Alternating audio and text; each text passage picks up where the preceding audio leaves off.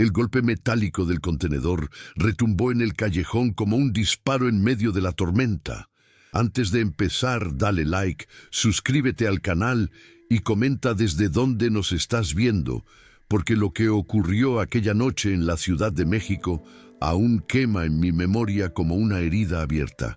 La lluvia caía furiosa, empapando el asfalto y mezclándose con el llanto ahogado de un bebé que apenas tenía 18 meses de vida, mientras Lucrecia Montalvo de Serrano, con su abrigo de piel perfectamente seco bajo un paraguas costoso, observaba el interior del basurero como quien mira un objeto descartable. Sus labios pintados de rojo se curvaron en una mueca de desprecio mientras murmuraba que aquel niño, Lucas, era un estorbo para su fortuna tras la muerte de sus padres, y con un movimiento frío de su mano enguantada, empujó la bolsa que contenía su destino. En ese instante, no solo arrojó a su propio nieto a la basura, también arrojó cualquier resto de humanidad que pudiera quedarle, y el eco de su crueldad quedó flotando entre los relámpagos y los charcos. Yo, Elena Torres, regresaba agotada de limpiar oficinas cuando escuché entre el rugido de la lluvia un sonido que no pertenecía a la noche, un gemido débil, casi invisible, como un llamado desesperado que atravesó mi pecho. Me acerqué temblando al contenedor. El agua me corría por la cara mezclándose con lágrimas que ni siquiera sabía que estaban saliendo. Y al abrir la tapa encontré esos ojitos grandes, llenos de miedo y vida, mirándome desde dentro de la bolsa sucia. Mis manos temblaban al tomarlo, sentí su piel fría, su respiración irregular, y en ese instante todo el dolor de haber perdido a mi propio bebé años atrás regresó con una fuerza brutal que me dobló las rodillas. «Tranquilo, mi amor, contigo estoy», le susurré empapada mientras lo apretaba contra mi pecho tratando de darle calor con mi propio cuerpo, sin imaginar que en ese mismo momento una mujer poderosa ya caminaba de regreso a su mansión creyendo haber borrado un obstáculo de su camino. Esa misma noche tomé la decisión que cambiaría nuestras vidas para siempre. Una decisión nacida del miedo, sí, pero también del amor más profundo que jamás había sentido. No devolvería a Lucas a manos de quienes habían intentado matarlo. Lo llevé a mi pequeño cuarto, un espacio humilde con paredes desconchadas y una cama estrecha, pero lleno de una calidez que el dinero jamás podría comprar, y durante 6 meses lo cuidé en silencio. Curé sus resfriados, le canté para que durmiera y aprendí a leer cada uno de sus balbuceos como si fueran palabras. Mientras tanto, en la sombra, Lucrecia comenzaba a sospechar al verme trabajar en el mismo edificio donde ella tenía negocios, y su mirada, cargada de veneno, se clavaba en mí como una amenaza constante, recordándome que la villana no había terminado su obra. Yo no sabía entonces que don Ricardo Serrano, el abuelo del niño, lo buscaba desesperado creyéndolo perdido para siempre y que el destino ya estaba preparando un choque de verdades imposible de detener. La vida con Lucas en mi pequeño cuarto se volvió una rutina de silencios cuidadosos y pasos medidos, como si cada movimiento tuviera que pedir permiso al miedo. Yo salía a trabajar antes del amanecer, dejándolo con Rosa, mi vecina, una mujer de manos agrietadas por el jabón y un corazón tan grande como su cansancio, que aceptó cuidarlo sin hacer preguntas. Cada tarde regresaba corriendo, con el alma en vilo, temiendo encontrar la puerta forzada o un papel amenazante bajo la rendija. Lucas comenzaba a dar sus primeros pasitos entre la cama y la mesa, y cada vez que tropezaba y reía, sentía que el mundo por un segundo se volvía un lugar justo. Pero la sombra de Lucrecia crecía conmigo, porque en el fondo sabía que el mal que actúa con dinero y poder no suele rendirse tan fácilmente. Una tarde, mientras trapeaba el mármol frío del vestíbulo de un edificio lujoso, sentí esa presencia antes de verla, como un cambio brusco, en el aire. Levanté la vista y allí estaba Lucrecia, impecable en su traje oscuro, observándome con una sonrisa que no tocaba sus ojos, como una serpiente que se prepara para atacar. Su tacón resonó despacio al acercarse y con una voz suave cargada de veneno me preguntó mi nombre, de dónde era y si tenía hijos, mientras me examinaba de pies a cabeza. Yo sentí como el sudor frío me corría por la espalda bajo el uniforme y respondí lo justo, bajando la mirada, rezando en silencio para que no pudiera leer el terror que llevaba por dentro. Cuando se marchó, su perfume quedó flotando en el aire como una advertencia, y comprendí que el escondite de Lucas ya no era tan seguro como yo creía. Esa misma noche, Rosa me confesó algo que hizo temblar el suelo bajo mis pies. Había escuchado en la radio la noticia de un poderoso empresario, don Ricardo Serrano, gravemente enfermo de cáncer, que ofrecía una recompensa millonaria por información sobre su nieto desaparecido. El nombre cayó entre nosotras como una bomba, y el silencio se volvió espeso, casi irrespirable, porque por primera vez entendí la magnitud real del peligro que nos rodeaba. Lucas dormía en mis brazos, ajeno a todo, aferrando con fuerza mi dedo como si se negara a soltar la única certeza que conocía, y yo sentí que el tiempo comenzaba a correr en nuestra contra. Rosa me miró con los ojos llenos de lágrimas y me dijo que ocultar la verdad ya no era protección, sino una sentencia que podía destruirnos a todos. Y por primera vez empecé a considerar que tal vez había llegado el momento de enfrentarlo todo. El deterioro de la salud de don Ricardo avanzaba sin misericordia dentro de aquella mansión donde el lujo no podía comprar un solo día más de vida. Y Lucrecia lo sabía demasiado bien. Yo lo ignoraba entonces, pero mientras yo acunaba a Lucas en mi cuarto humilde, ella recorría los pasillos de su casa como una fiera enjaulada, temerosa de que el niño reapareciera y arruinara sus planes de herencia. Sus visitas al hospital se volvieron más frecuentes, sus discusiones con médicos más violentas y su forma de vigilarme en el trabajo adquirió un tono abiertamente amenazante. Cada vez que cruzábamos miradas, sentía que ella veía a través de mí, como si pudiera olfatear el secreto que escondía bajo mi delantal. La tormenta que había comenzado aquella noche del abandono parecía no haberse detenido nunca, solo había cambiado de forma. Una mañana, al salir del edificio, Lucrecia me interceptó junto a los escalones de entrada, bloqueándome el paso con su cuerpo firme y elegante. «Tú escondes algo, Elena», me dijo sin levantar la voz, pero con una intensidad que me heló la sangre, mientras sus uñas perfectamente pulidas presionaban mi brazo con una fuerza calculada. Me preguntó por mis horarios, por mis amistades, por mi cuarto, y cada palabra suya caía como un golpe lento y preciso en mis nervios. Yo negaba todo con la cabeza, sintiendo que las piernas me flaqueaban, hasta que finalmente me susurró al oído que era mejor no meterse en asuntos que no me correspondían si no quería perderlo todo. Cuando me soltó, me dejó marcada no solo en la piel, sino en el alma, y comprendí que ya no solo temía por mí, sino especialmente por Lucas. Esa noche no pude dormir. El sonido de la lluvia golpeando el techo de lámina me recordaba el día en que encontré a mi hijo de corazón entre la basura. Lucas respiraba tranquilo a mi lado, con su pequeño pecho subiendo y bajando, ajeno a la guerra, invisible que se libraba por su existencia, y yo luchaba contra un torrente de pensamientos que me ahogaban.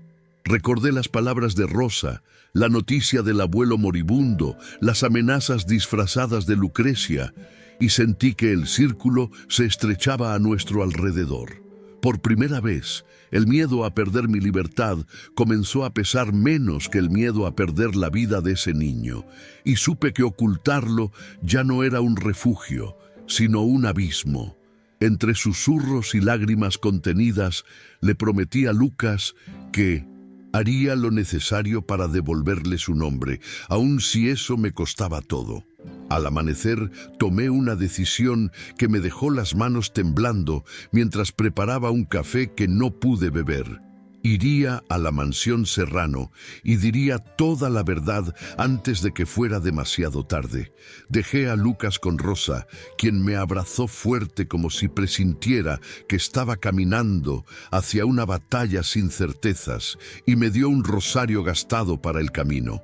El trayecto en autobús se me hizo eterno, con el corazón golpeándome las costillas como si quisiera escapar, mientras repasaba una y otra vez lo que diría frente a esa familia poderosa.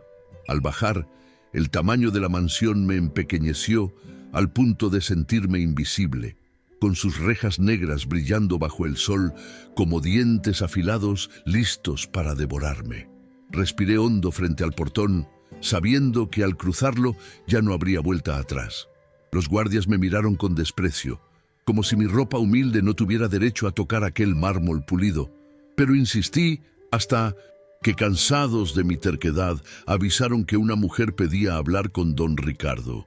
Mientras esperaba en el gran vestíbulo, mis ojos se perdieron entre las lámparas de cristal, los cuadros antiguos y el eco de pasos que parecían venir de todas partes, y por un momento dudé de mi propio valor. Fue entonces cuando apareció Julián, el hijo de Lucrecia, un hombre de mirada cansada y expresión atrapada entre la culpa y el miedo, quien al verme tan alterada quiso saber qué hacía allí. Cuando pronuncié el nombre de Lucas, vi cómo su rostro se transformó, palideciendo como si acabara de escuchar un fantasma, y supe que había tocado una herida abierta que nadie quería nombrar. En silencio, me condujo por un pasillo largo y alfombrado, anunciándome que su padre estaba muy grave pero consciente. Don Ricardo yacía en una cama amplia, conectado a tubos y monitores cuyo sonido marcaba el ritmo frágil de su vida. Y al verme entrar entre dudas y susurros, abrió lentamente los ojos. Me acerqué, temblando, sintiendo que cada paso pesaba como una confesión antes del juicio final, y reuní las fuerzas para decirle que su nieto estaba vivo. Sus labios se movieron sin voz al principio, incrédulos, y una lágrima solitaria rodó por su mejilla al escuchar cómo aquella noche lluviosa un bebé había sido arrojado a la basura por su propia abuela.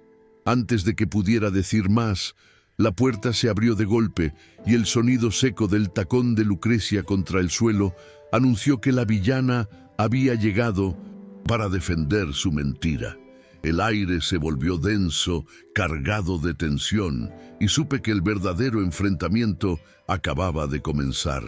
Lucrecia entró a la habitación con el rostro tenso, escondiendo su ira tras una máscara de falsa preocupación, y se inclinó sobre la cama de don Ricardo fingiendo ternura mientras me lanzaba miradas de fuego. «¿Qué hace esta mujer aquí?», preguntó con una voz dulce que no coincidía con el veneno que destilaban sus ojos, y yo sentí cómo el miedo me estrujaba el estómago sin permitirme retroceder. Don Ricardo, con un hilo de voz quebrado por la enfermedad, pidió que me dejara hablar, y aquel simple gesto debilitado fue suficiente para que Lucrecia apretara los dientes con rabia contenida. Yo respiré hondo, sentí el rosario de rosa ardiendo en mi bolsillo y comencé a relatar la noche de lluvia, el contenedor, el llanto del bebé y mis manos temblorosas sacándolo de entre la basura. Cada palabra que decía parecía arrancarle un pedazo de control a Simón, Lucrecia, y su rostro iba perdiendo color mientras el silencio se hacía insoportable. Cuando terminé de narrar cómo había criado a Lucas durante 6 meses, escondiéndolo del mundo, Lucrecia estalló en carcajadas forzadas que resonaron en la habitación como un golpe seco. Me llamó mentirosa, oportunista, ladrona, diciendo que yo había inventado todo para obtener dinero de una familia desesperada, y por un instante casi logró hacerme dudar de mí misma. Pero entonces Julián dio un paso al frente, con los ojos húmedos y la voz rota, confesando que había visto a su madre salir aquella noche bajo la lluvia y regresar horas después con la ropa manchada y la mirada enloquecida. Las palabras de su propio hijo cayeron sobre Lucrecia como una sentencia, y por primera vez su voz se quebró, dejando escapar un grito de furia y desesperación. Yo sentí como el aire se llenaba de una electricidad dolorosa, mientras don Ricardo cerraba los ojos, agotado, como si su corazón no pudiera soportar más verdad de golpe. Fue entonces cuando los hombres de la policía, llamados en secreto por Julián días antes ante sus sospechas, irrumpieron en la habitación con pasos firmes y manos listas para actuar. Lucrecia intentó huir, sus tacones resbalando torpemente sobre el piso pulido, pero fue detenida antes de llegar a la puerta, y su grito desgarrador rompió el falso orden de la mansión. Entre los agentes apareció Camila, su cómplice, con el rostro desencajado y las manos esposadas, confirmando con su propia presencia que la crueldad de Lucrecia no había sido un impulso aislado, sino un plan frío y calculado. Yo me cubrí la boca para no caer al suelo, mientras don Ricardo lloraba en silencio al comprender que la traición más grande había nacido en su propio hogar. Aquel día no solo se reveló un crimen, también se rompió para siempre una cadena de mentiras sostenidas por el poder y el miedo. El arresto de Lucrecia sacudió a la mansión como un temblor silencioso, dejando tras de sí un eco de sirenas lejanas y un vacío imposible de llenar con palabras. Mientras se la llevaban, forcejeando entre los policías, giró el rostro hacia mí con una mirada cargada de odio puro, una promesa muda de venganza que aún hoy me estremece al recordarla. Don Ricardo quedó exhausto, pálido como las sábanas que lo envolvían, y los médicos corrieron a estabilizarlo mientras yo permanecía de pie sin saber si había ganado o perdido algo en aquel enfrentamiento. Julián se acercó a mí con los ojos enrojecidos, agradeciéndome con un susurro por haber tenido el valor que a él le faltó durante tanto tiempo. En medio de ese caos, yo solo pensaba en Lucas, en su respiración tranquila, lejos de ese mundo de traiciones, rezando para que la verdad no llegara demasiado tarde. Horas después, sentada en una sala amplia que jamás había pisado, con las manos aferradas al borde de una silla de cuero, recibí la autorización para traer al niño ante su abuelo.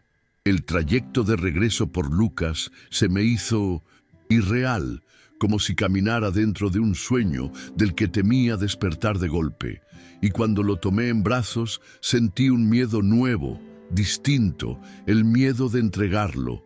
Lucas me miró con esos ojitos curiosos, ajeno a la decisión que iba a marcar su destino, y yo le besé la frente una y otra vez, tratando de grabar en mi memoria cada gesto suyo. Rosa lloraba en silencio al despedirse, apretando contra su pecho el vacío que él dejaba, y me recordó que el amor verdadero no se pierde cuando se comparte, solo se transforma.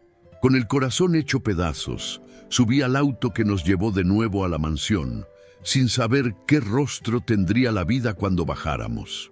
Cuando entré con Lucas en brazos a la habitación de don Ricardo, el sonido constante de los monitores volvió a llenarlo todo, marcando el pulso frágil de un hombre que había estado a punto de morir sin conocer la verdad.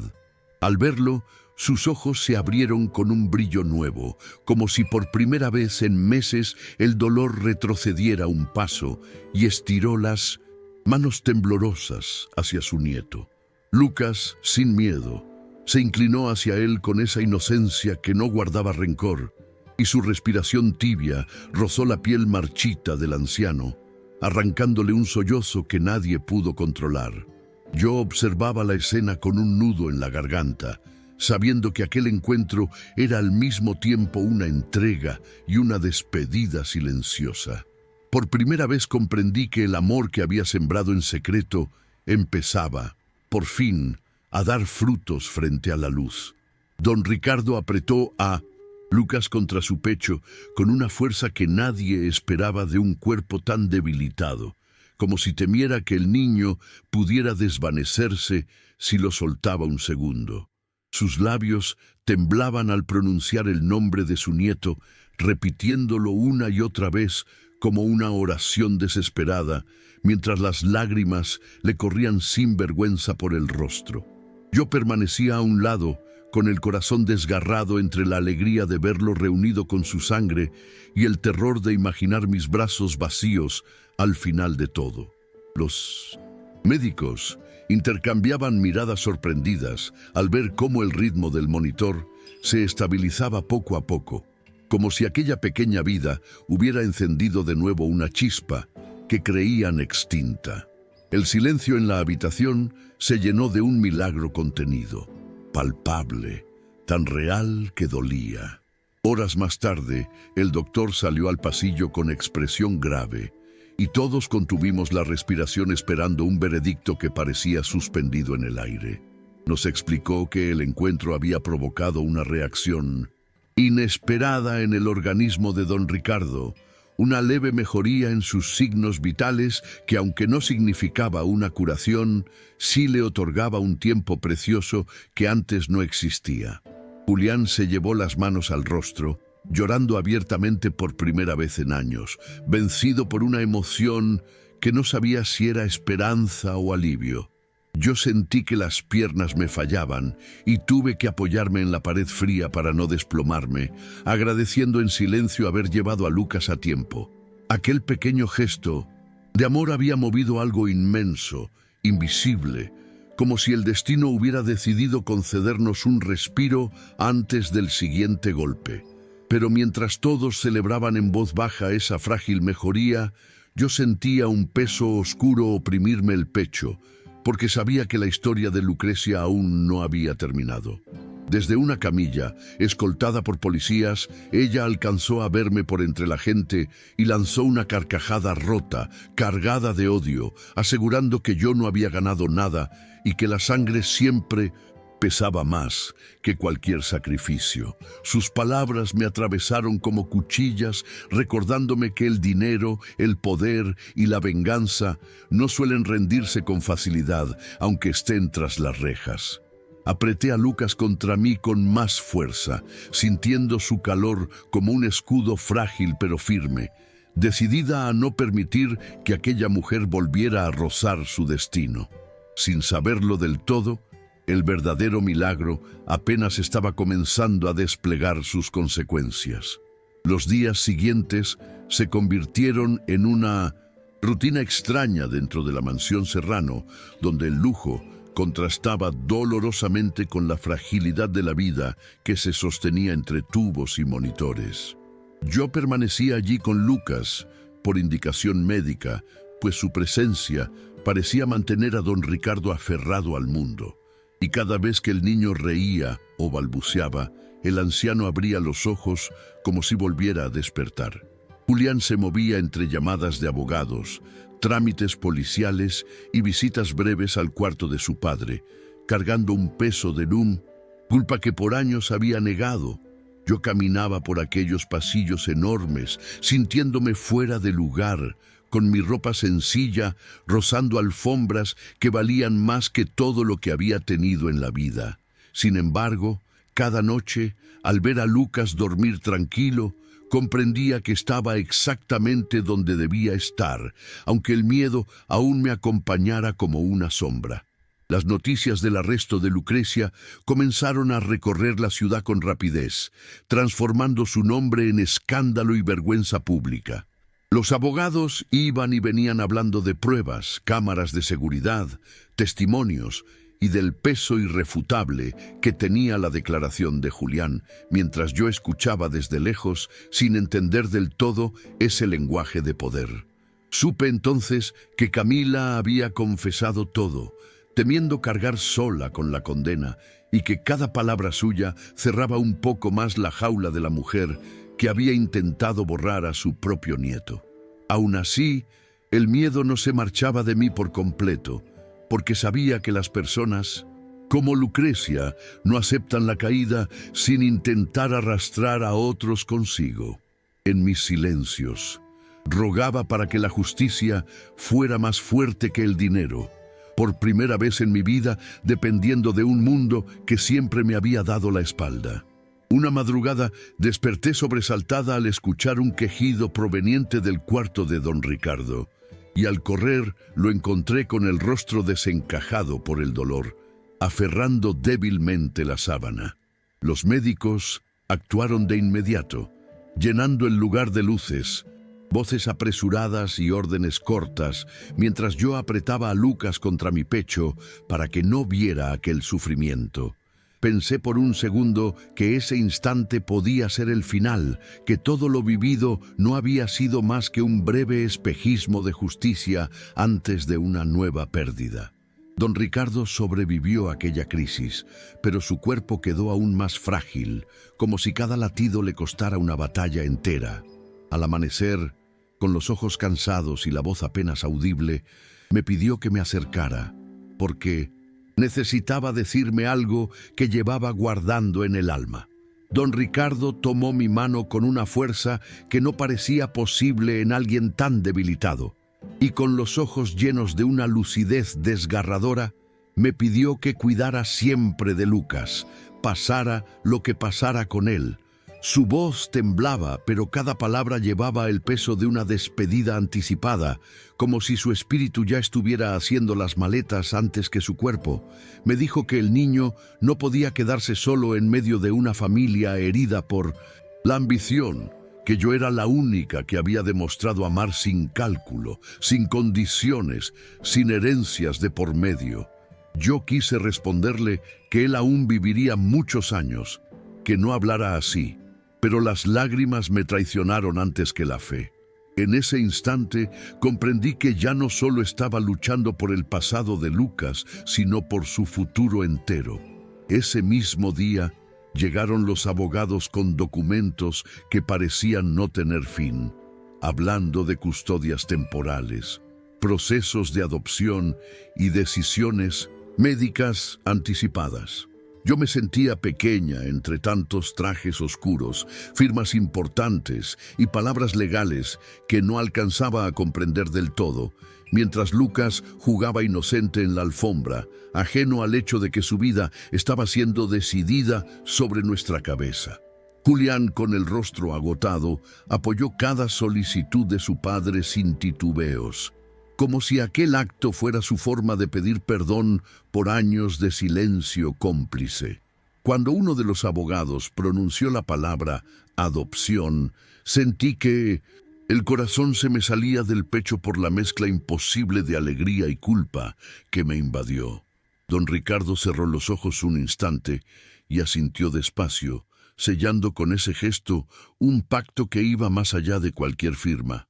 Mientras tanto, desde el reclusorio, Lucrecia no dejaba de mover sus hilos, enviando cartas cargadas de amenazas veladas y promesas de venganza que llegaban a la mansión como sombras sin rostro. Julián ordenó reforzar la seguridad, temeroso de que su propia madre, aún tras las rejas, encontrara la forma de alcanzarnos, y cada guardia nuevo era un recordatorio de que el peligro no había muerto, solo había cambiado de forma. Yo dormía poco, siempre alerta al menor ruido, abrazando a Lucas como si mi cuerpo pudiera ser un muro contra todo el mal del mundo. A veces, en la oscuridad, escuchaba la risa de Lucrecia repetirse en mi cabeza como un eco lejano, y me preguntaba si alguna vez la justicia sería suficiente para silenciar ese odio. Pero al abrir los ojos y ver el rostro tranquilo de mi hijo de corazón, volvía a aferrarme a la certeza de que el amor, aunque frágil, seguía siendo más fuerte. La recuperación de don Ricardo avanzaba de forma lenta pero constante, como una llama frágil que se niega a extinguirse aun cuando el viento sopla con fuerza en contra. Cada mañana yo entraba a su habitación con Lucas en brazos y el simple sonido de sus pasos pequeños parecía darle energía para enfrentar un día más de dolor y tratamientos. Él hablaba poco, pero cuando lo hacía, Me miraba con una gratitud tan profunda que me hacía bajar la vista, como si yo no mereciera tanto reconocimiento por algo que había nacido solo del instinto. Julián observaba esas escenas desde la puerta con una expresión rota entre el remordimiento y la esperanza, como si recién ahora comprendiera el valor de la familia que había descuidado por tanto tiempo. En aquellos momentos silenciosos, la mansión dejaba de parecer un palacio vacío y se transformaba en un hogar herido que lentamente aprendía a latir de nuevo.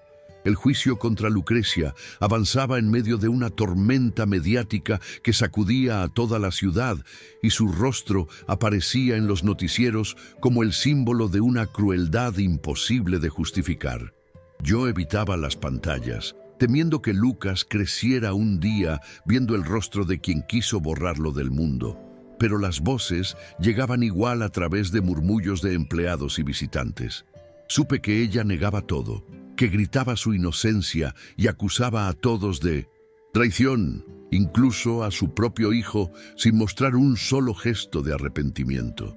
Camila, en cambio, había aceptado colaborar con la justicia, relatando con lujo de detalles cómo había ayudado a deshacerse del bebé aquella noche, y cada palabra suya sellaba aún más la condena. Yo escuchaba todo con un nudo en la garganta, intentando comprender cómo un corazón podía pudrirse tanto al punto de intentar matar su propia sangre. En medio de ese torbellino de juicios, médicos y amenazas lejanas, llegó el día en que don Ricardo pidió que nos reuniéramos todos a su alrededor.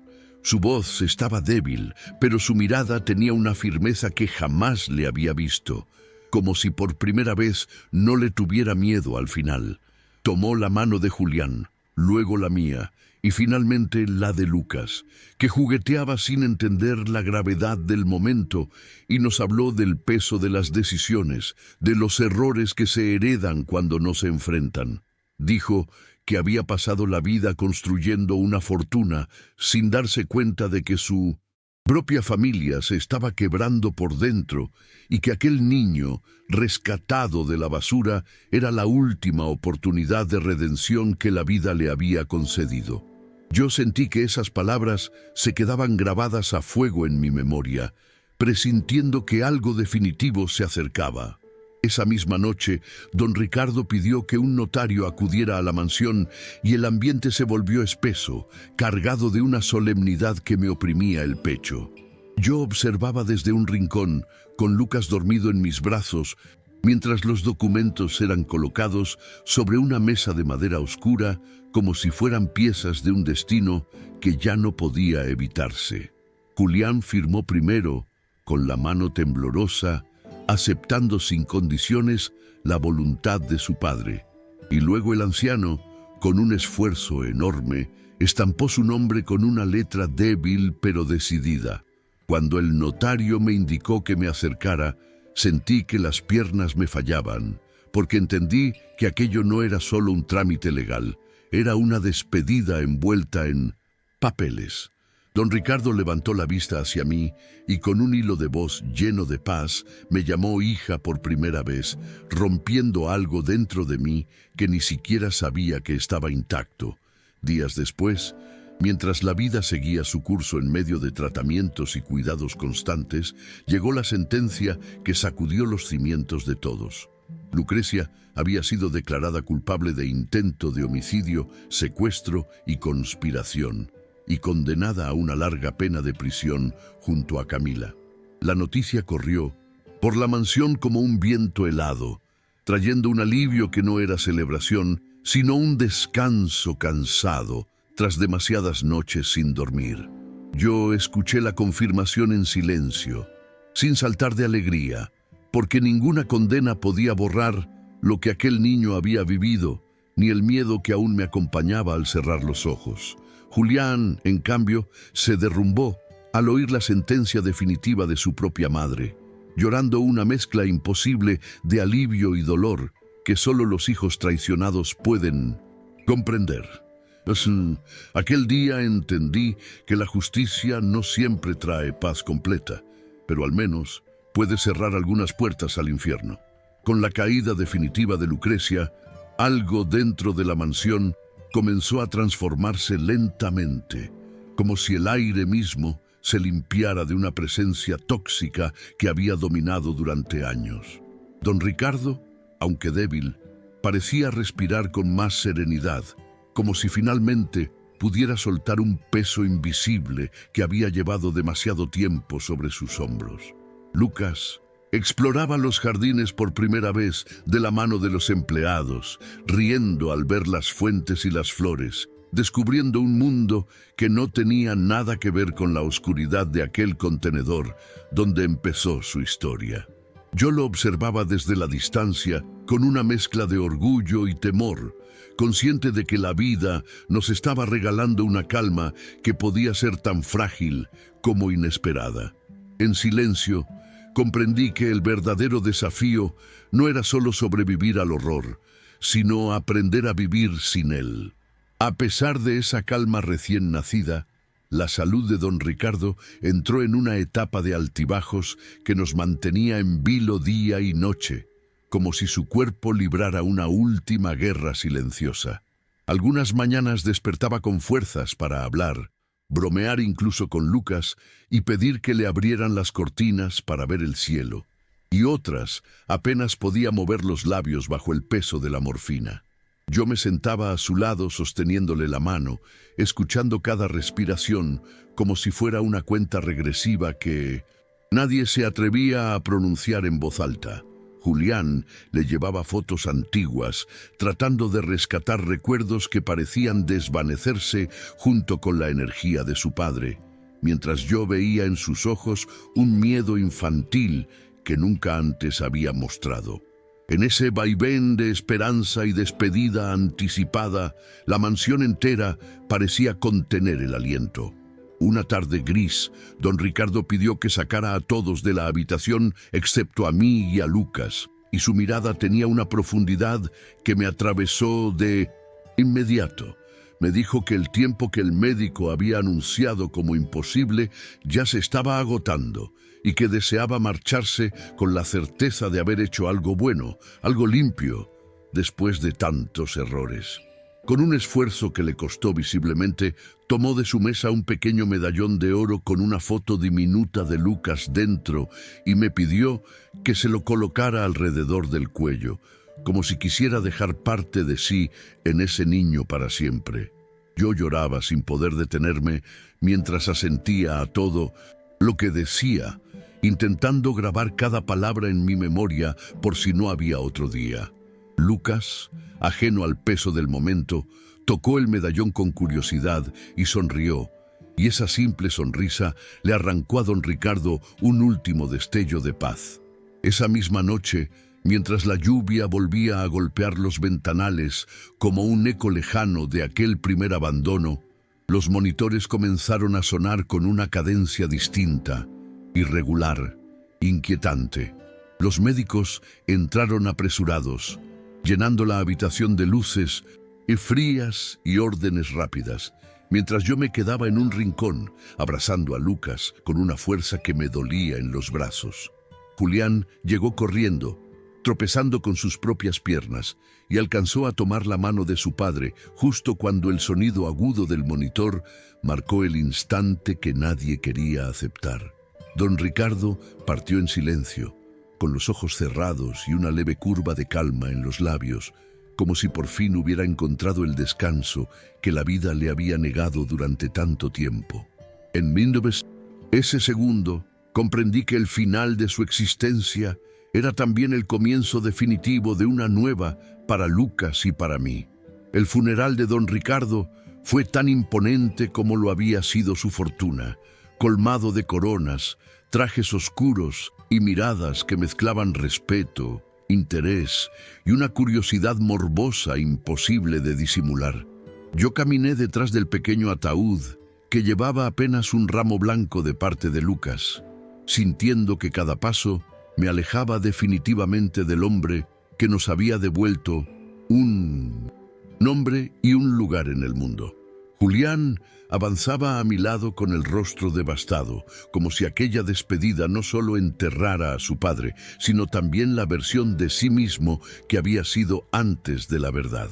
Lucas, en mis brazos, parecía inquieto, como si percibiera que algo importante se había ido para siempre, y su llanto suave se mezcló con el murmullo de oraciones y pésames.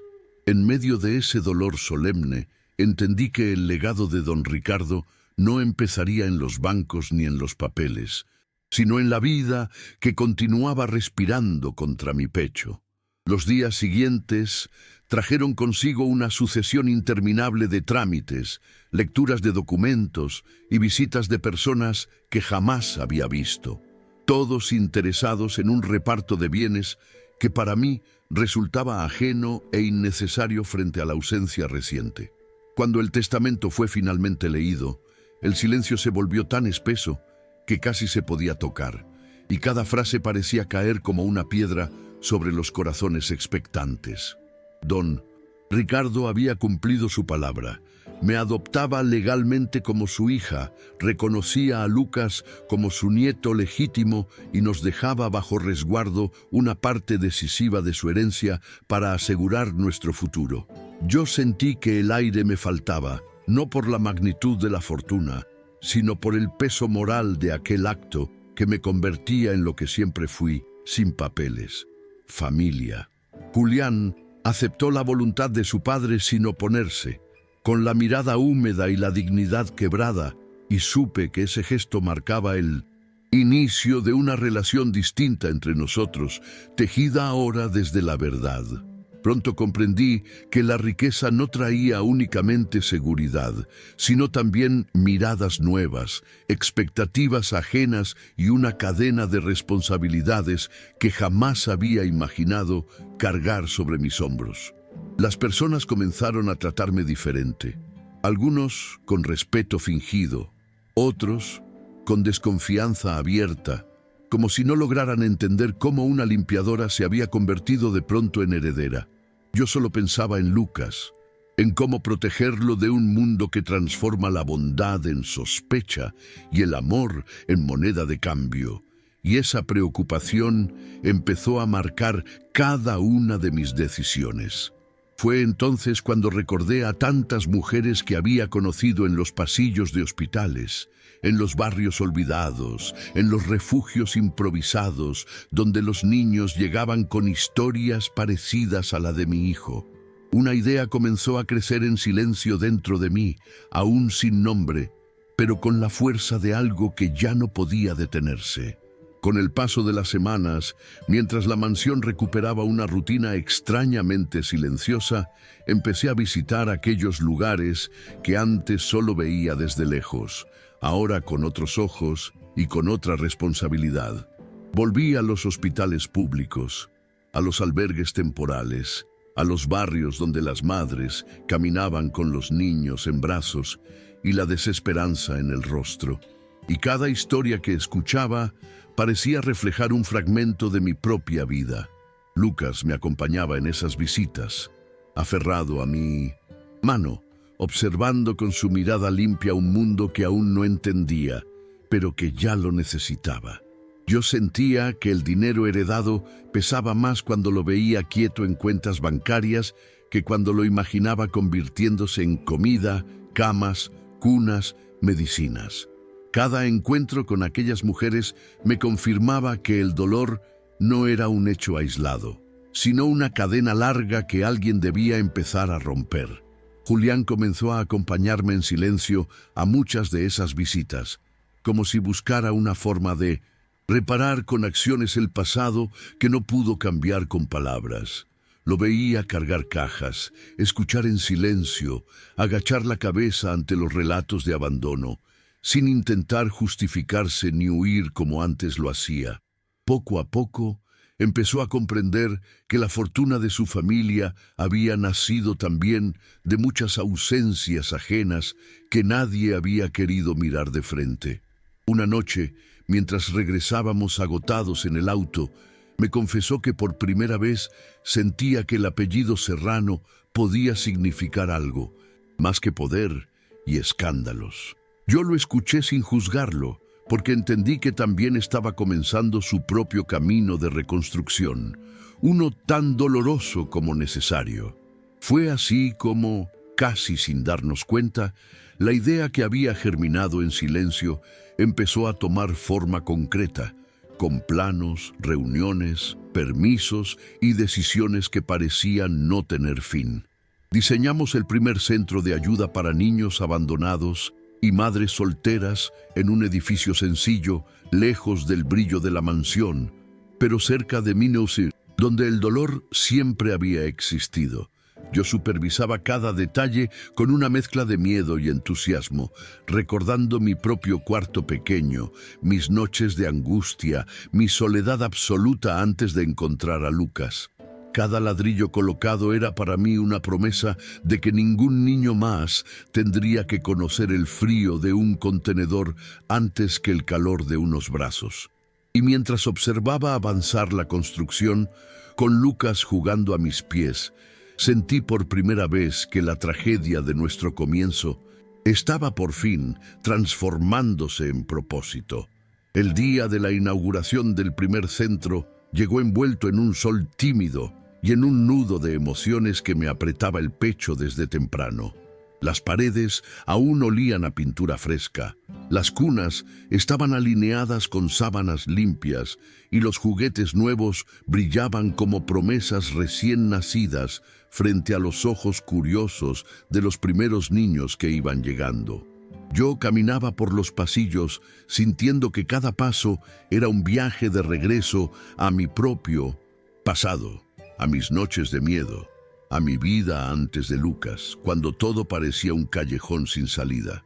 Las madres entraban con timidez, algunas con desconfianza, otras con lágrimas abiertas, como si no pudieran creer que alguien quisiera ayudarlas sin exigir nada a cambio.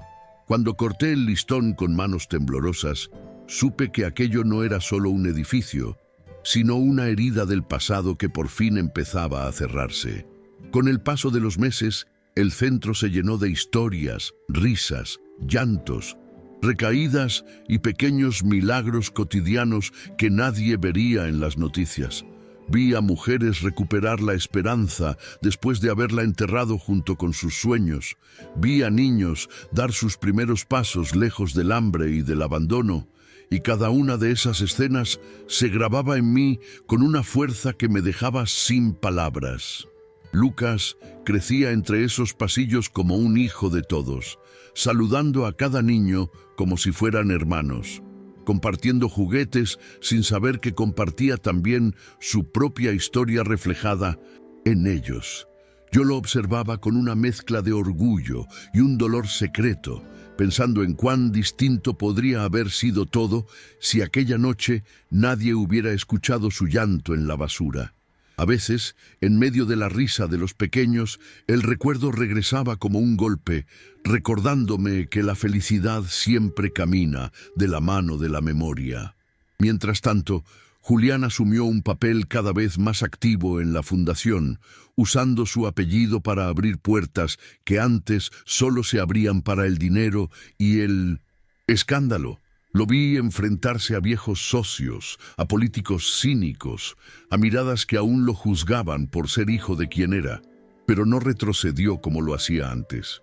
En muchas reuniones lo notaba apretando los puños bajo la mesa, luchando no solo contra los obstáculos externos, sino también contra su propia culpa, que aún lo perseguía como una sombra. Yo comprendí que su proceso de redención era tan largo y complejo como el mío había sido de sanación, y que ninguno de los dos saldría ileso de ese camino. Aún así, por primera vez, caminábamos hacia adelante sin huir del pasado. El crecimiento del centro atrajo también problemas inesperados, porque donde hay esperanza siempre aparecen quienes quieren aprovecharse de ella.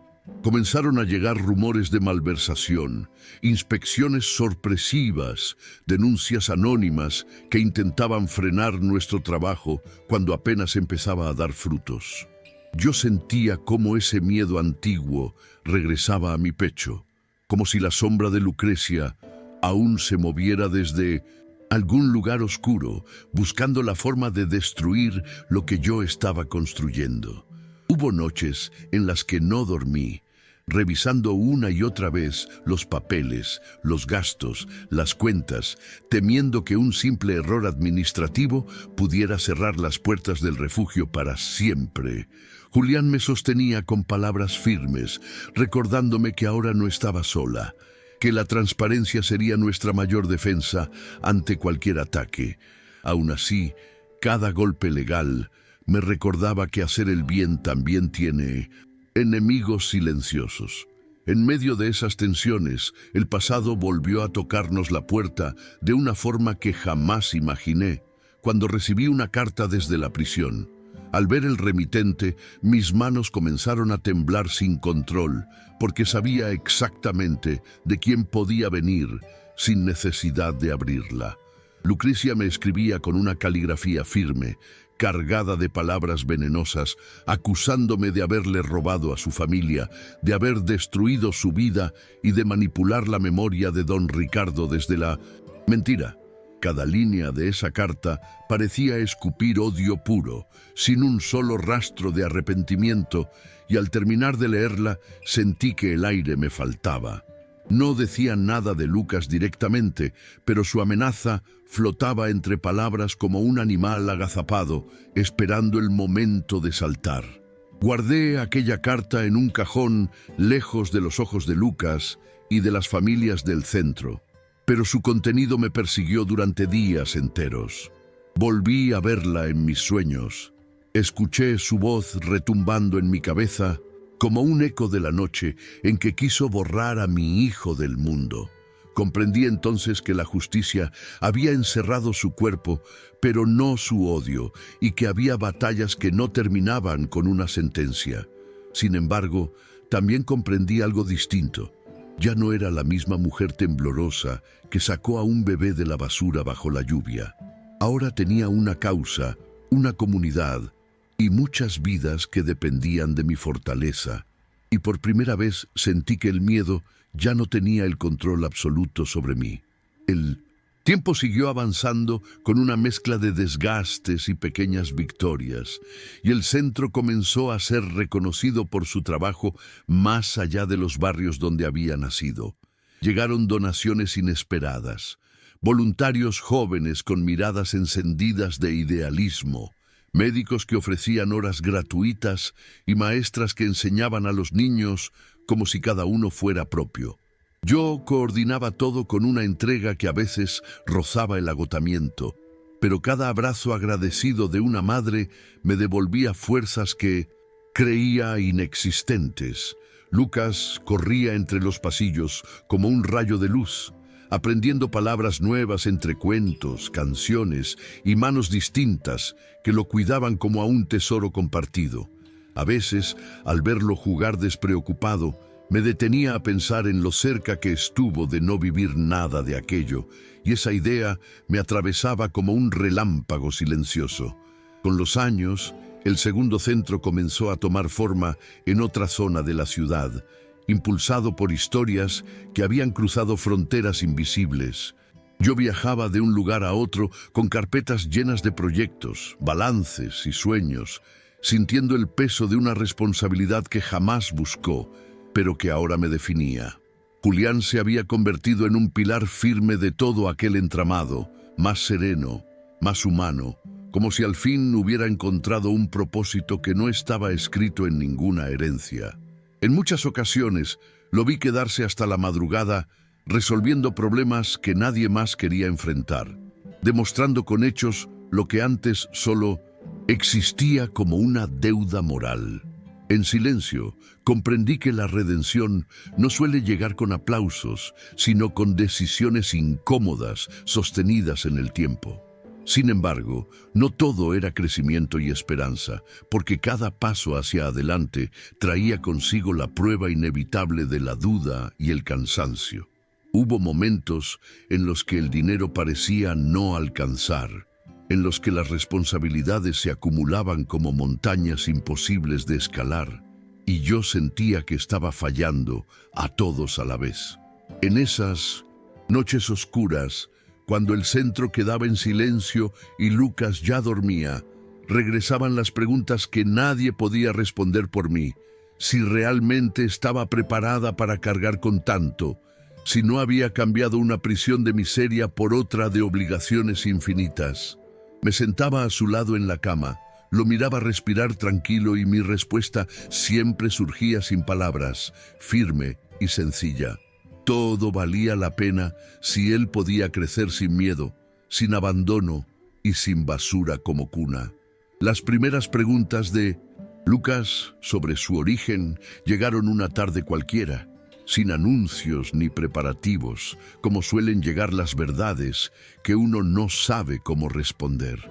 Estábamos sentados en el patio del centro viendo a los niños jugar cuando, con la naturalidad de quien apenas descubre el mundo, me preguntó por qué él vivía conmigo y no tenía una mamá como los demás. Sentí que el suelo se abría bajo mis pies mientras buscaba palabras que no lo hirieran, palabras que protegieran su inocencia sin mentirle por completo.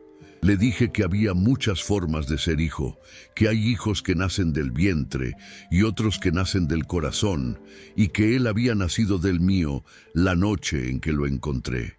Lucas me miró en silencio, procesando algo demasiado grande para su edad, y luego apoyó su cabeza en mi regazo como si esa simple cercanía fuera la única respuesta que necesitaba por ahora.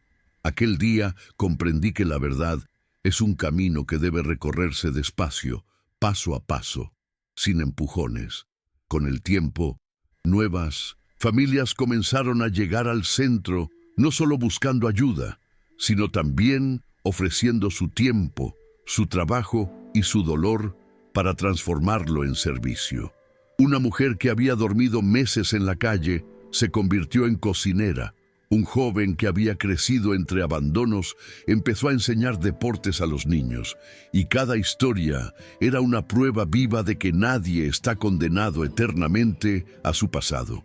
Yo observaba esas transformaciones con una emoción profunda, entendiendo que el mayor milagro no había ocurrido solo la noche que salvé a Lucas, sino que se multiplicaba cada día en esos pequeños renacimientos. A veces me sorprendía llorando sola en la oficina al leer informes, no por los números, sino por los nombres, que ya no eran solo expedientes, sino rostros, abrazos y voces. En ese tejido invisible de vidas, descubrí que el amor también se hereda, aunque no esté escrito en ningún testamento.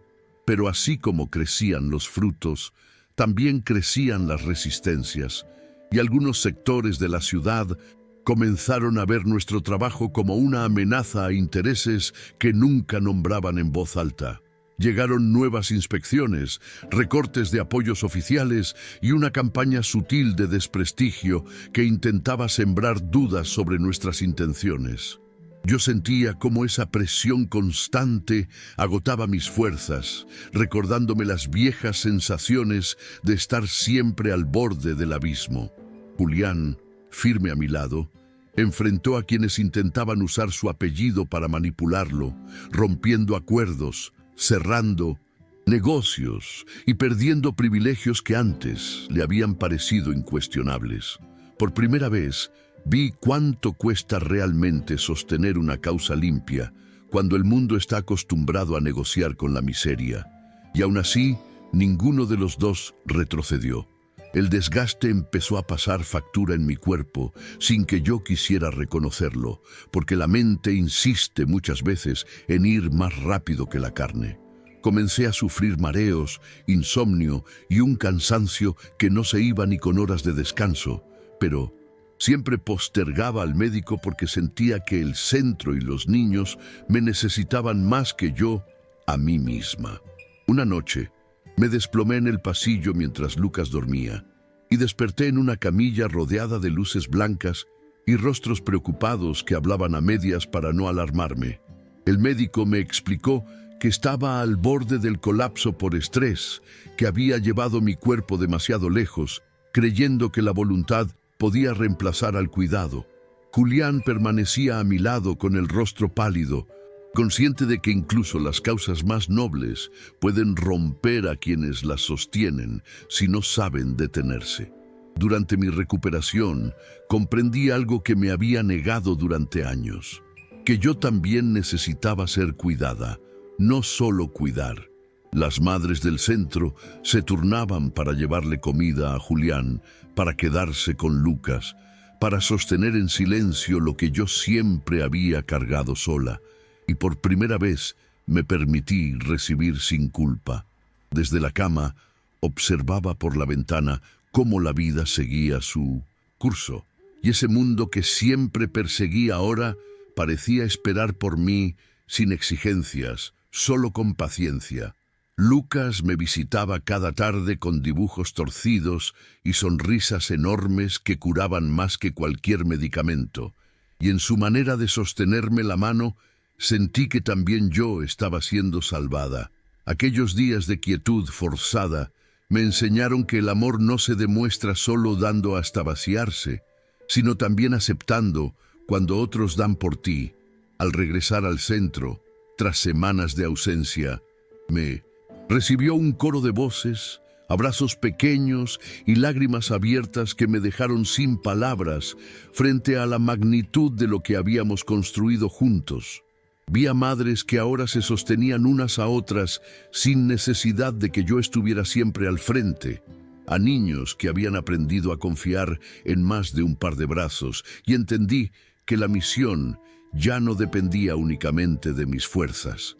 Julián me confesó que aquel tiempo le permitió ver el centro con otros ojos, descubrir líderes silenciosos y manos invisibles que habían estado siempre ahí, esperando ser escuchadas. Por primera vez desde que comenzó todo, sentí que podía dar un paso atrás sin que el mundo se derrumbara, y esa certeza me trajo una paz que antes me parecía imposible. Aquel regreso marcó también el inicio de un equilibrio nuevo en mi vida. Lucas comenzó a crecer con una sensibilidad especial hacia quienes sufrían, como si su propio origen secreto le hubiera dejado una huella invisible en el alma. En el centro se detenía siempre ante los niños más callados, les ofrecía sus juguetes sin pedir nada a cambio, y les hablaba con una dulzura que no había aprendido de ningún libro. Yo lo observaba desde lejos, con el corazón en la garganta, preguntándome si aquella empatía tan profunda era un regalo o una herida que aún no lograba ver del todo. A veces lo encontraba mirando a los bebés dormidos en las cunas, en silencio, con una expresión que no correspondía a su corta edad. Cuando le preguntaba qué pensaba, solo respondía que le daba pena que algunos no tuvieran a su mamá cerca, y esas palabras me atravesaban como un presagio suave y doloroso. Con el paso del tiempo, el nombre del centro comenzó a escucharse fuera de la ciudad, llegando a oídos de personas que nunca habían conocido el abandono de cerca. Periodistas, fundaciones internacionales y organismos de ayuda empezaron a interesarse por nuestra labor, trayendo consigo oportunidades, pero también una exposición que me inquietaba. Cada entrevista era una puerta abierta a nuestra historia, y aunque siempre cuidé de no revelar detalles del pasado de Lucas, sentía que su origen escondido vibraba detrás de cada cámara encendida. Julián me advirtió que la fama, incluso cuando nace del bien, atrae miradas que no siempre son limpias ni desinteresadas. Yo asentía con el miedo escondido bajo la calma, recordando que había personas encerradas tras barrotes que aún nos odiaban con una fuerza intacta. Aún así, comprendí que el silencio ya no era posible y que proteger también significaba aprender a mostrarse sin miedo. Una tarde recibimos la visita inesperada de una funcionaria del sistema de adopciones que había seguido de cerca el trabajo de la fundación durante años. Su propuesta fue tan noble como inquietante: convertir oficialmente el centro en un puente legal para la adopción de niños abandonados que no tenían ninguna posibilidad de regresar con familias biológicas seguras. La noticia encendió una discusión profunda entre el equipo, porque abrir ese camino significaba asumir una responsabilidad aún mayor y remover heridas que muchas madres apenas comenzaban a sanar. Yo escuchaba en silencio, sintiendo cómo aquella decisión también removía mi propia historia con Lucas, como una sombra que todavía no se animaba a salir a la luz. Esa noche, al acostarlo, lo miré dormir durante largo tiempo, preguntándome si algún día tendría la fuerza de contarle toda la verdad. El futuro parecía tocar a la puerta con una pregunta que aún no sabía responder. Esa noche casi no dormí, porque la propuesta de la funcionaria resonaba en mi mente como una campana que no quería callar, golpeando una y otra vez las paredes de mi conciencia. Pensaba en los niños que podrían encontrar un hogar, en las familias que nacerían del dolor transformado en esperanza, pero también en las verdades que tendrían que salir a la luz tarde o temprano. Lucas respiraba tranquilo a mi lado, aferrando su osito gastado, y yo me preguntaba si estaba lista para enfrentar el día en que él me mirara a los ojos, exigiendo respuestas que ningún cuento podría suavizar. El centro había crecido tanto que ya no era solo un refugio, era un espejo donde se reflejaban mis propias decisiones más difíciles. Comprendí que, al aceptar aquel nuevo rol, no solo abriríamos puertas para otros, también abriríamos heridas que nunca habían terminado de cicatrizar del todo.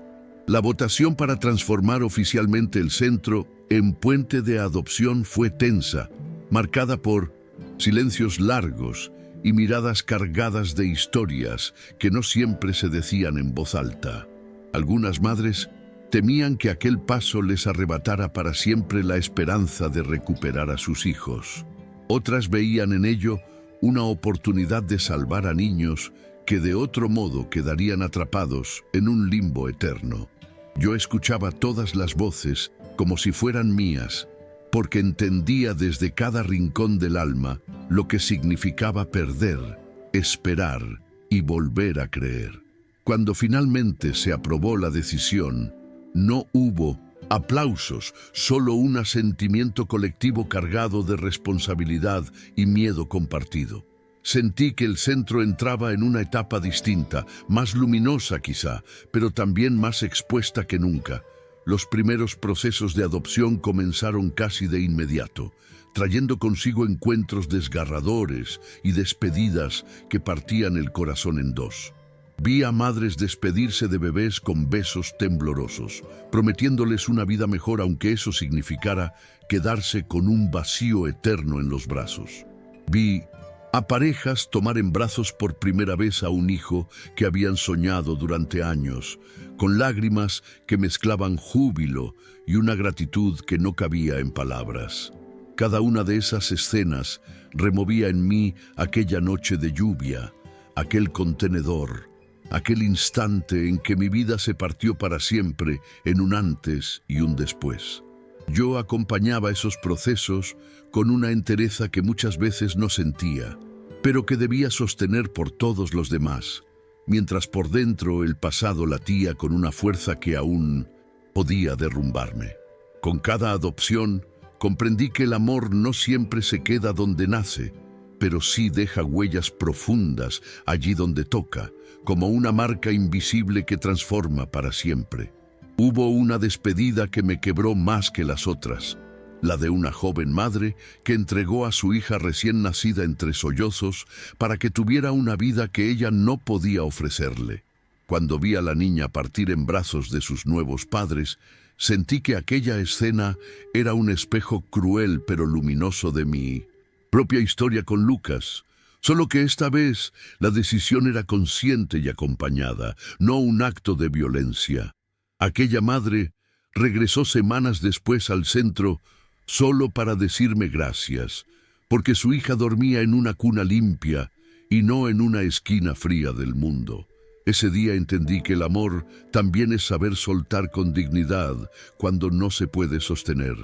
Lucas observaba esos movimientos con una inquietud cada vez más silenciosa, como si algo dentro de él empezara a ordenar piezas que aún no comprendía del todo. Una tarde me preguntó por qué algunos niños se iban a vivir con otras familias y si algún día él también tendría que irse con otra mamá. Su pregunta fue como un puñal suave, lento, que se hundió en mi pecho sin hacer ruido, y tuve que respirar hondo para no responder desde el miedo. Le dije que cada historia es distinta, que hay niños que nacen para quedarse donde el corazón los llevó y otros que necesitan encontrar su camino en nuevos abrazos. Él me miró largo rato, en misma situación.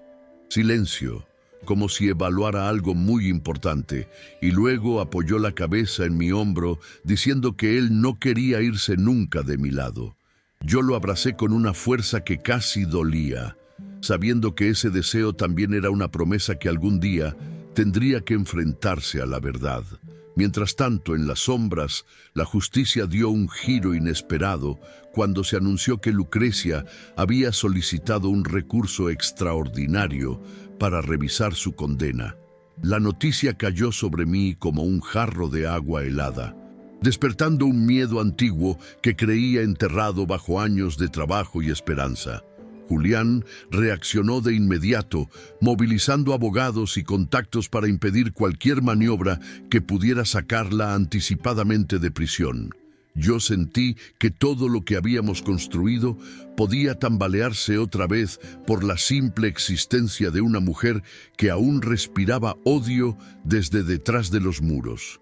Aquella noche volví a despertar sobresaltada, con la sensación de que el pasado nunca se marcha del todo, solo aprende a esperar su turno.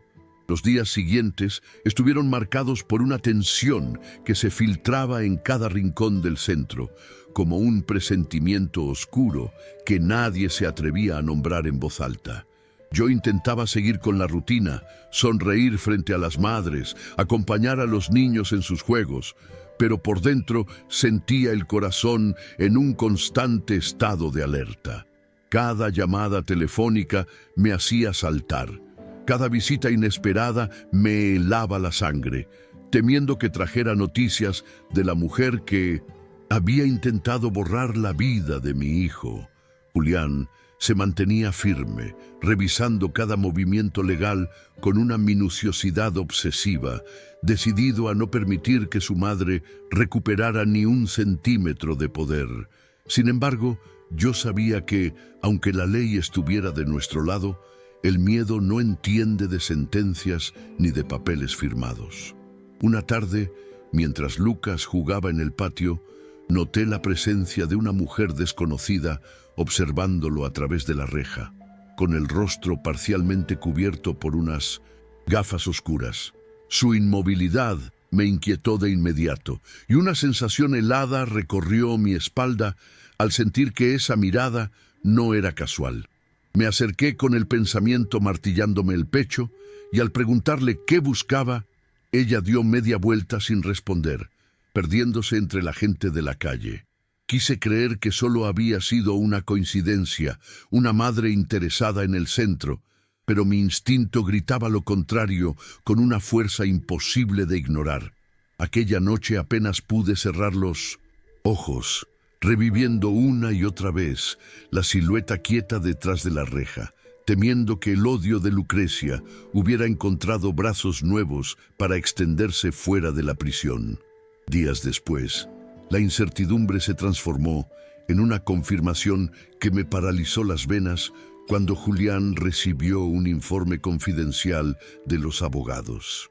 Lucrecia, desde la cárcel, estaba moviendo influencias y dinero para desacreditarme públicamente y, sobre todo, para intentar reclamar algún tipo de vínculo legal con Lucas. Aunque su condena seguía firme, el solo hecho de que su nombre volviera a pronunciarse junto al de mi hijo me hizo sentir que el suelo se abría bajo mis pies.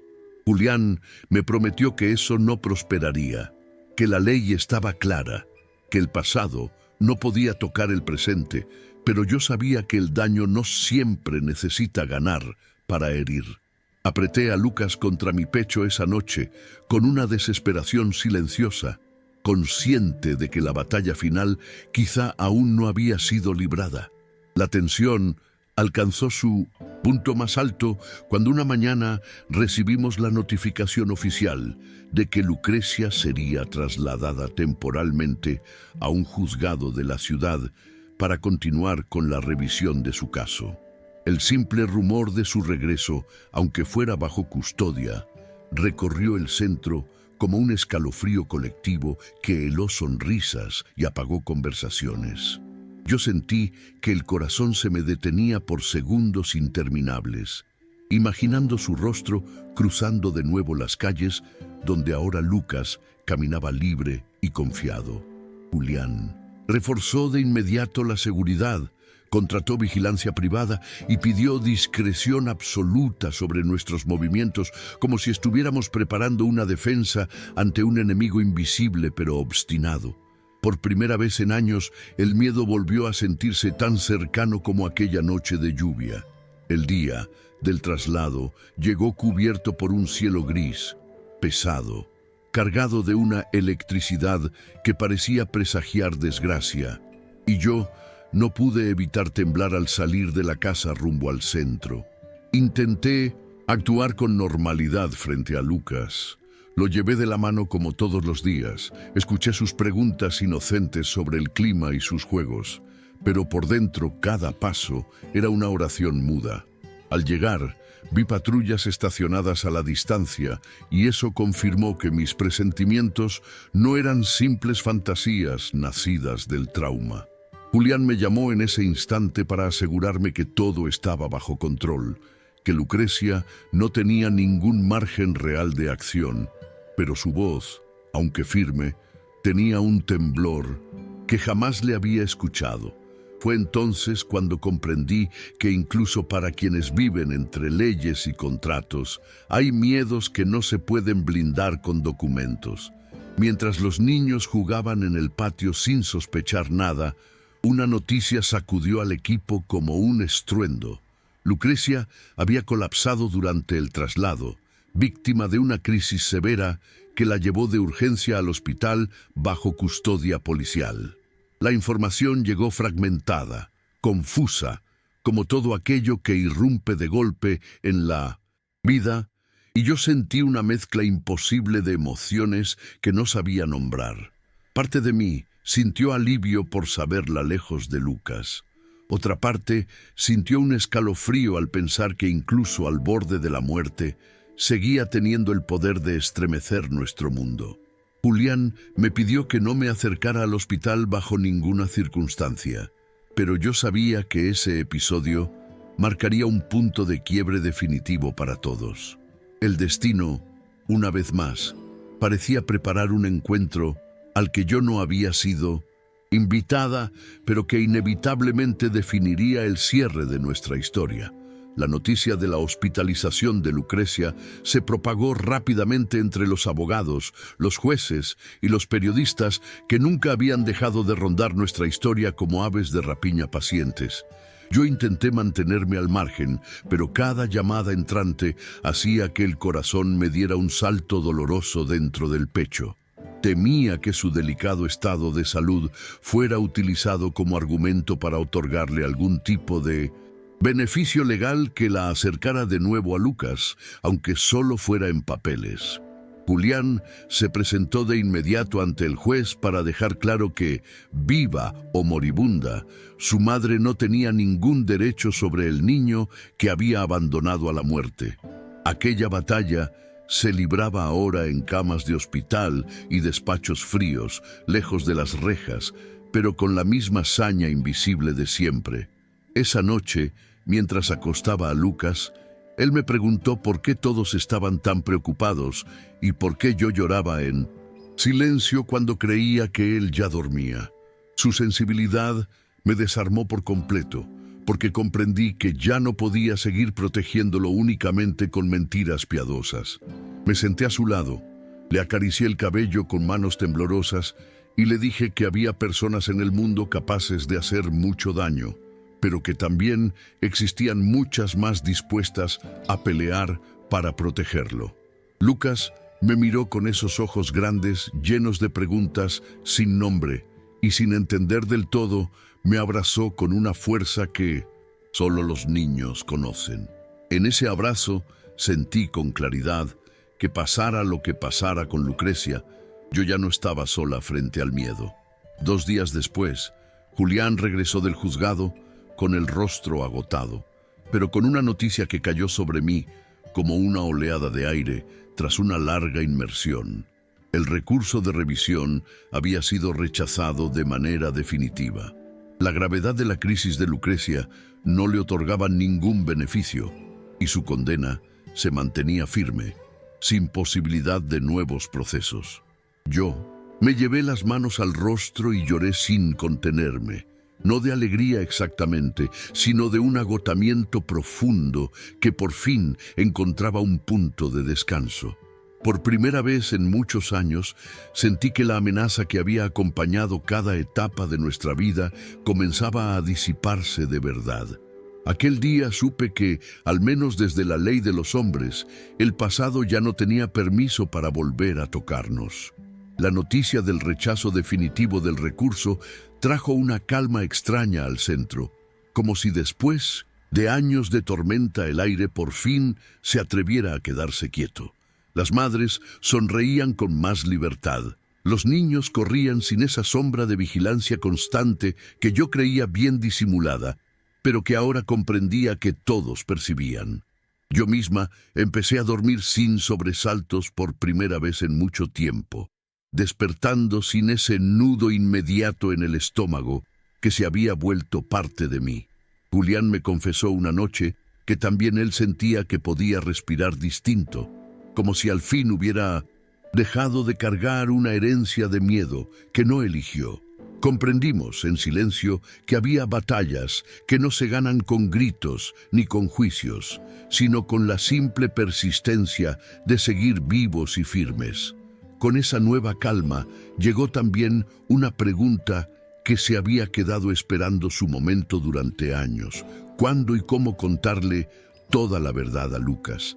Ya no era un niño pequeño que solo necesitaba respuestas suaves, sino un muchacho sensible, observador, que comenzaba a notar las fisuras en los relatos incompletos. Yo lo veía mirarme a veces con una atención distinta, como si intuyera que había capítulos de su historia que yo aún no me animaba a abrir. Hablé largamente con psicólogos, con madres adoptivas, con personas que habían crecido entre secretos revelados demasiado tarde, buscando la forma menos dolorosa de atravesar la verdad. Todos coincidían en algo que me estremecía. El amor prepara el terreno, pero no reemplaza la verdad para siempre. Supe entonces que el momento se acercaba, aunque mi corazón todavía se resistiera. Una tarde tranquila, mientras caminábamos por el jardín del centro viendo a los más pequeños jugar, Lucas me tomó la mano con una seriedad que no le conocía. Me dijo que soñaba seguido con lluvia, con un lugar oscuro del que salía una luz, y que no sabía por qué ese sueño lo hacía sentir triste y agradecido al mismo tiempo.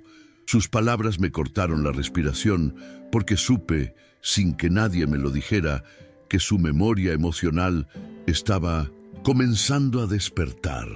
Me miró fijo y me preguntó si yo siempre había sido su mamá, y en su voz no había acusación, solo una necesidad profunda de entenderse a sí mismo. En ese instante comprendí que ya no podía huir más del momento que tanto había temido. Lo llevé a sentarse conmigo bajo el árbol grande del jardín, el mismo donde tantas veces habíamos visto ponerse el sol en silencio, y sentí que mis manos temblaban como aquella noche de lluvia, tantos años atrás. Le dije que lo amaba desde Nash, antes de que él pudiera recordarlo, desde un momento en que su vida y la mía se habían encontrado en el lugar más oscuro imaginable.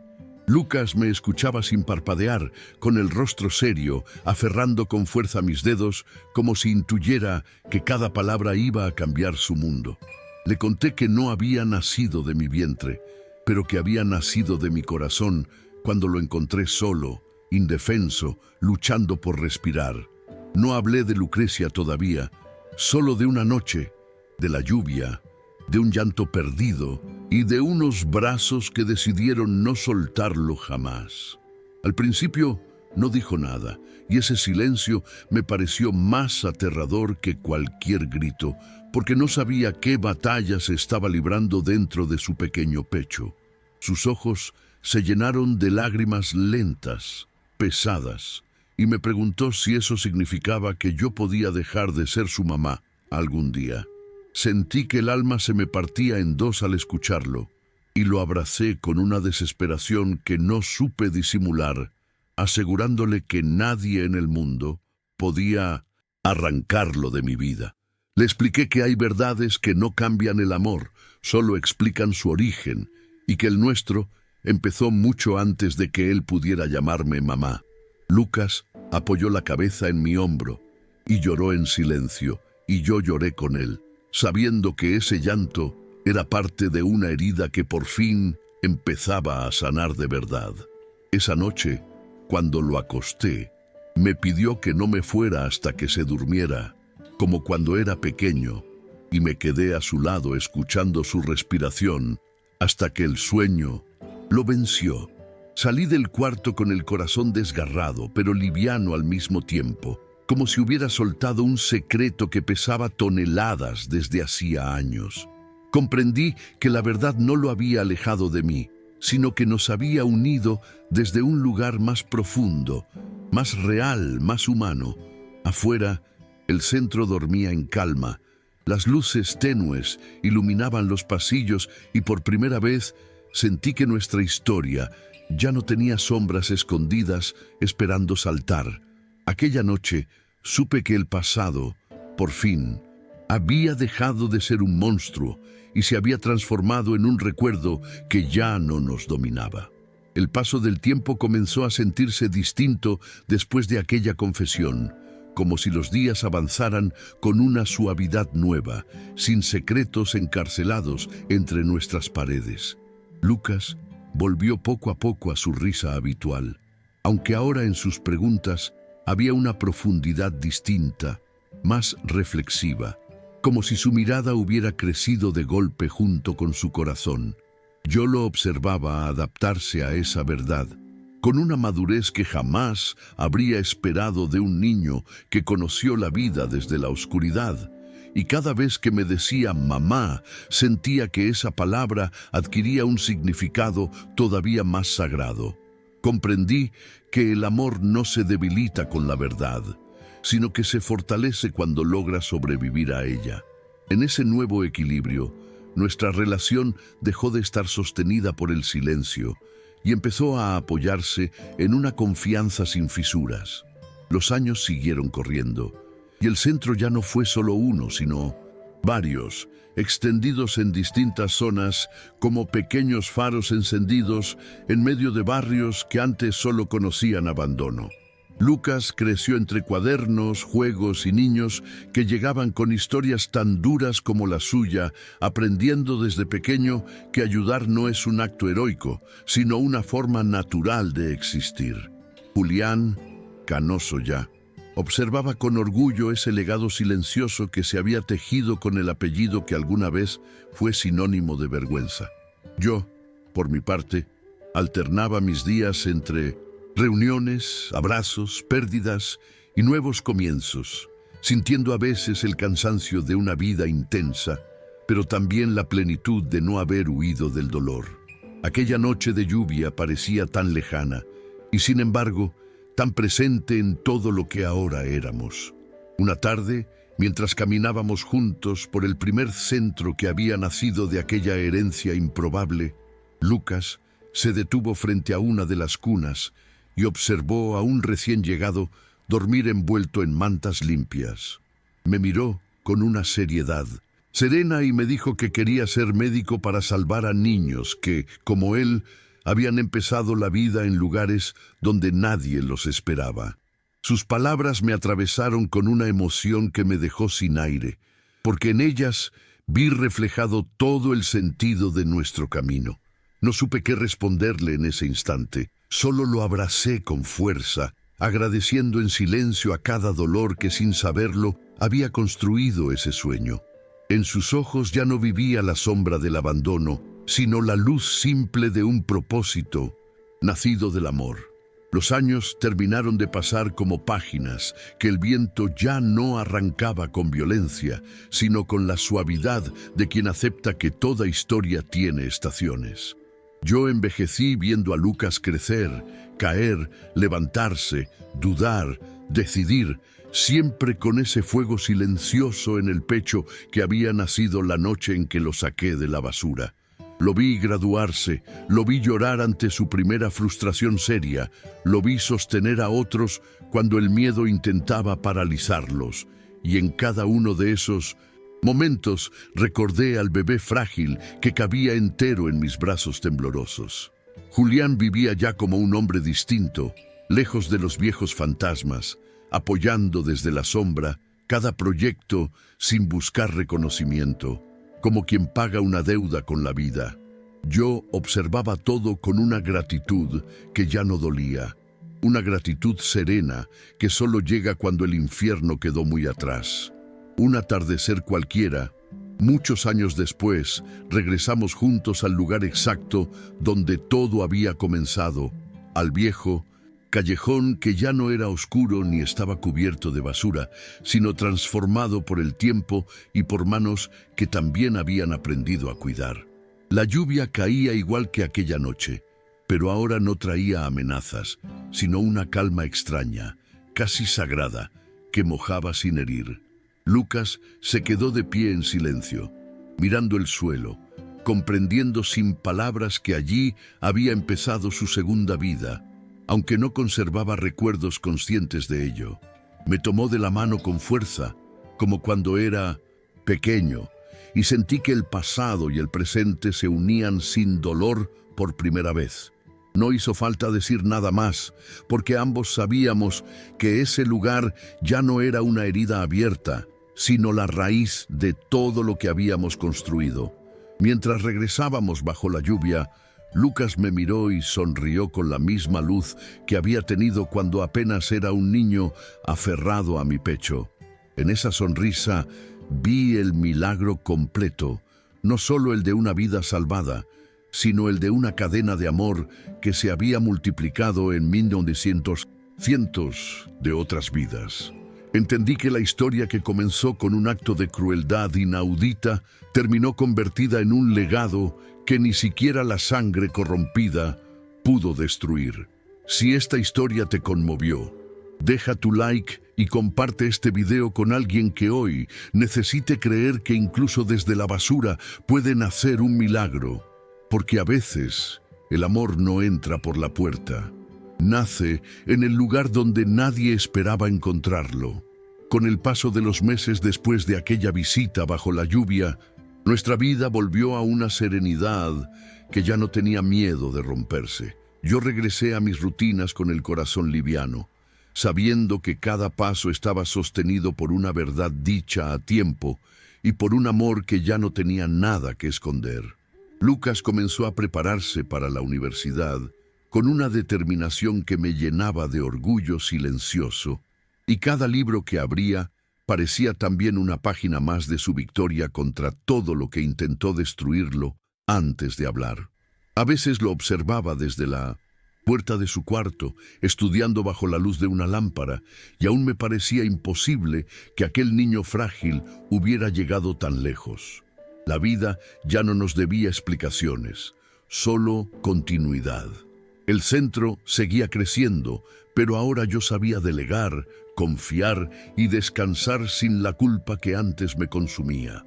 Había aprendido, por fin, que salvar no significa cargar sola con todo, sino enseñar a otros a sostener también.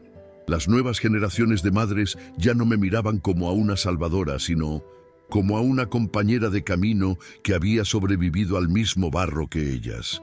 Y esa igualdad, esa ausencia de pedestal, era el mayor regalo que podía recibir después de tantos años de lucha. El dolor ya no era una herida abierta, sino una cicatriz que hablaba de resistencia. Julián, más canoso y más silencioso, se convirtió en una figura discreta pero firme dentro de la fundación, sin el apellido como bandera, solo con los hechos como respaldo. A veces me sentaba a su lado en los eventos y recordábamos en silencio a don Ricardo, sabiendo que aquel hombre había partido en paz, porque su último acto fue sembrar vida donde solo hubo destrucción.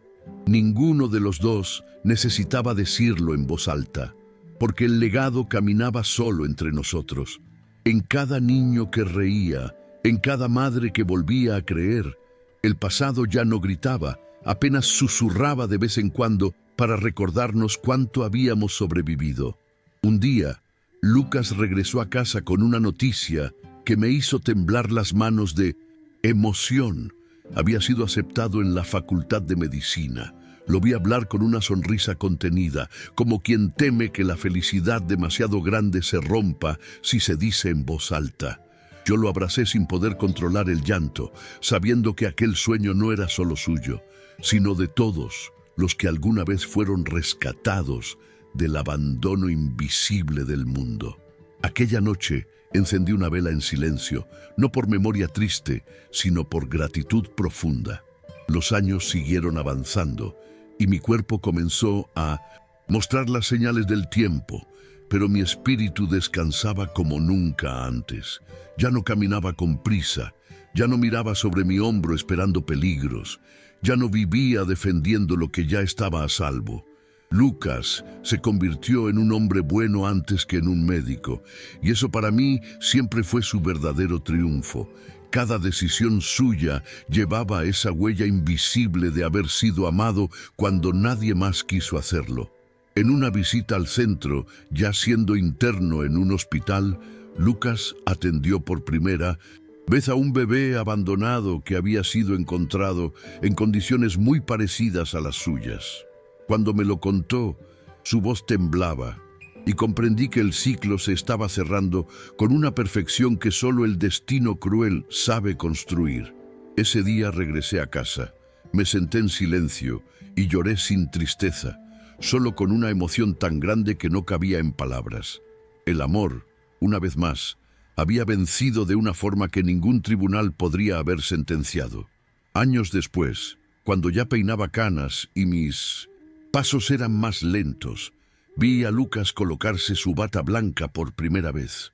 Lo vi cruzar un hospital con la misma firmeza que aquella noche yo crucé el callejón, pero esta vez no para salvar una vida con temor, sino con vocación. Supe entonces que aquel contenedor no había sido el final, sino apenas el punto exacto donde el destino decidió cambiar de dirección. Nada de lo que ocurrió fue en vano. Hoy, cuando miro hacia atrás, no veo basura, no veo crimen, no veo a la mujer que intentó destruirlo. Veo un milagro nacido del dolor, un legado de amor que creció desde el lugar más oscuro hasta convertirse en luz para muchos. La historia que comenzó con crueldad terminó siendo una cadena de salvación que sigue viva en cada niño rescatado, en cada madre fortalecida y en cada vida que se rehace sin rencor. Y mientras me quede aliento, repetiré esta verdad. El amor verdadero no se hereda por sangre, se construye con sacrificio.